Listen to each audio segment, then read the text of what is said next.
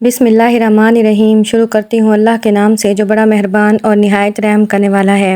حضرت عیسیٰ علیہ السلام فلسطین کے علاقے میں پیدا ہوئے۔ اللہ تعالیٰ نے آپ علیہ السلام کو بنی اسرائیل کی طرف نبی بنا کر بھیجا۔ حضرت عیسیٰ علیہ السلام نے اپنی دعوت کا آغاز 30 سال کی عمر میں کیا۔ حضرت عیسیٰ علیہ السلام نے اپنی قوم کو ایک اللہ تعالیٰ کی عبادت کرنے کی تلقین کی۔ آپ علیہ السلام نے اپنی قوم کو جھوٹ، فریب، حسد اور بغض جیسے برے اخلاق ترک کرنے کی تاکید کی۔ علیہ السلام نے اپنی قوم کو حلال و حرام کے بارے میں بھی بتایا۔ حضرت عیسیٰ علیہ السلام جہاں بھی جاتے لوگوں کو اخلاق کے ساتھ اللہ تعالیٰ کا پیغام سناتے۔ اس طرح آپ علیہ السلام کے پیروکاروں میں اضافہ ہونے لگا۔ بات آپ کے مخالفین کے لیے ناقابل برداشت تھی۔ انہوں نے حکومت وقت کے ساتھ مل کر آپ علیہ السلام کی جان لینے کی کوشش کی۔ اللہ تعالیٰ نے ان کی سازش کو ناکام بنا دیا اور اللہ تعالیٰ نے حضرت عیسیٰ علیہ السلام کو اپنی قدرت سے زندہ آسمانوں پر اٹھا لیا۔